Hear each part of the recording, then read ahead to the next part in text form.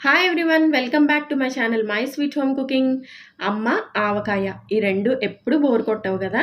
మరి అటువంటి ఆవకాయను అమ్మ చేసే స్టైల్లో పర్ఫెక్ట్ మెజర్మెంట్స్తో ఎలా తయారు చేసుకోవాలో చూపిస్తున్నాను.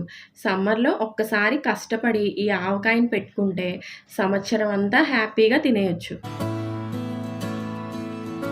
ఆవకాయను కలిపిన అదే గిన్నెలో వేడి అన్నం, నెయ్యి వేసుకుని తింటే ఆ మజానే వేరు. మరి ఈ ఆవకాయను ఎలా తయారు చేసుకోవాలో చూద్దాం. ముందుగా ఆవకాయ కోసం నేను తీసుకున్నవి 10 కాయలు. మామిడికాయలు అన్నిటిని బయట నుంచి తీసుకురాగానే ఇలా వాటర్లో వేసి ఒక 2 అవర్స్ వదిలేసి 2 అవర్స్ తర్వాత బయటికి తీసేసి ఒక పొడి క్లాత్తో శుభ్రంగా తుడిచేయాలి. కాయల్ని బయట ముక్కలు కొట్టించుకోవచ్చు, కానీ బయటకు వెళ్లకుండానే ఇంట్లో ఇలా ముక్కలు చేసుకోవటం ఎలాగో చూడండి. మామిడికాయ పచ్చడికి ఎప్పుడు టెంక ఉండే కాయల్నే చూస్ చేసుకోవాలి. ఒక్కో కాయని నేను 8 ముక్కలుగా కట్ చేసుకున్నాను. మీరు కావాలనుకుంటే ఇంకా చిన్న పీసెస్గా కట్ చేసుకోవచ్చు. టెంకకి ఇలా ఒక పొరలా ఉంటుంది, అది తీసేసి ముక్కలన్నిటిని తడి లేకుండా ఒక పొడి క్లాత్తో తుడుచుకోవాలి. ఈ ముక్కల్ని ఒక అరగంట పాటు ఎండలో పెడితే చాలా పొడిగా ఉంటాయి. పచ్చడి కూడా పాడవకుండా ఉంటుంది. అరగంట తరువాత ముక్కల్ని రైస్ కొలిచే కప్పుతో ఇలా మరీ తలకట్టు కాకుండా ఇంకా కొద్దిగా పై వరకు ముక్కలు తీసుకొని కొలవాలి. నాకు ఇక్కడ 6.5 కప్పుల ముక్కలు వచ్చాయి. తలకట్టు కాకుండా ఎందుకు చెప్పానంటే ముక్కలు షేప్స్ ఇలా కరెక్ట్గా ఉండవు కాబట్టి కప్పులో అక్కడక్కడ ఖాళీ మిగిలిపోతుంది. అందుకు తలకట్టు కంటే ఎక్కువ ముక్కలు తీసుకోవాలి.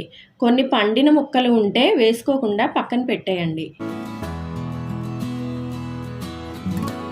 పచ్చడిలో వేసే అన్ని ఇంగ్రీడియంట్స్ కూడా ఈ కప్ కొలతతోనే వేస్తున్నాను. మీరు కూడా ఒక కప్ కొలతగా పెట్టుకుని ఆ కప్తోనే ఇంగ్రీడియంట్స్ అన్నీ వేసుకోండి.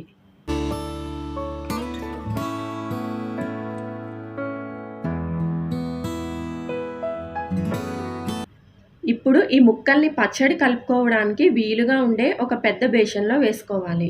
బేషన్ క్లీన్గా డ్రైగా ఉండాలి. పచ్చడికి యూస్ చేసేవి అన్నీ కూడా క్లీన్గా డ్రైగా ఉండేలా చూసుకోవాలి. ఇప్పుడు ముక్కలు కొలిచిన కప్తోనే 1.5 కప్ నువ్వుల నూనెని వేసుకున్నాను.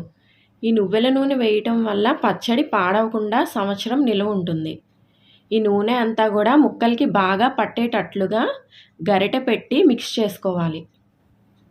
ఇలా చేయటం వల్ల ముక్కకి నూనె బాగా పట్టి ముక్క గట్టిపడుతుంది. ఇక్కడ నేను తీసుకున్న నువ్వుల నూనె 750 ml. ఇప్పుడు ఒక గంట ఎండలో పెట్టుకున్న కళ్ళుప్పును అంటే క్రిస్టల్ సాల్ట్ని అదే కప్తో ఒక కప్పు తీసుకుని మిక్సీ జార్లో మెత్తగా పౌడర్లా గ్రైండ్ చేసుకున్నాను.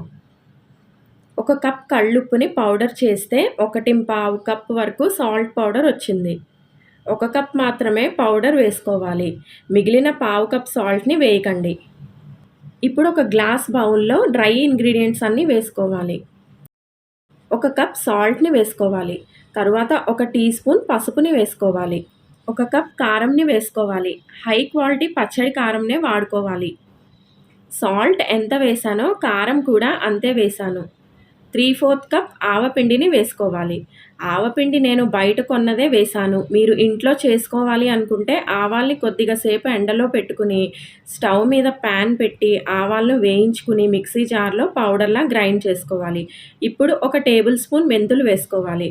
1/2 కప్పు వెల్లుల్లిపాయల్ని తొక్క తీసుకుని వేసుకోవాలి. వెల్లుల్లి మనం ఇష్టం ఎన్నైనా వేసుకోవచ్చు. ఈ డ్రై ఇంగ్రీడియంట్స్ అన్నీ కూడా డ్రైగా గరిటెతో బాగా మిక్స్ చేసుకోవాలి. ఇప్పుడు ముందుగా నువ్వుల నూనెని కలుపుకున్న మామిడికాయ ముక్కల్లో ఈ డ్రై ఇంగ్రీడియంట్స్ అన్నీ కూడా కొద్ది కొద్దిగా వేసుకుంటూ మిక్స్ చేసుకోవాలి. ఒకేసారి వేసేస్తే కలపటం కష్టమవుతుంది. ఇవన్నీ ముక్కలకి బాగా పట్టేటట్లుగా కలుపుకోవాలి. అన్నీ బాగా మిక్స్ చేసుకున్నాక చేత్తో బాగా మిక్స్ చేసుకోవాలి. ఇలా చేత్తో కలపడం వల్ల ముక్కకి అన్ని ఇంగ్రీడియంట్స్ కూడా బాగా పడతాయి.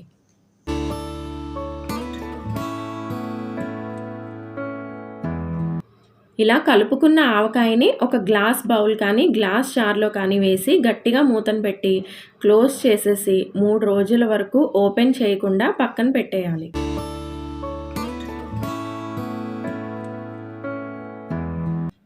మూడు రోజుల తర్వాత ఇలా ఆయిల్ అంతా పైకి ఫ్లోట్ అవుతుంది.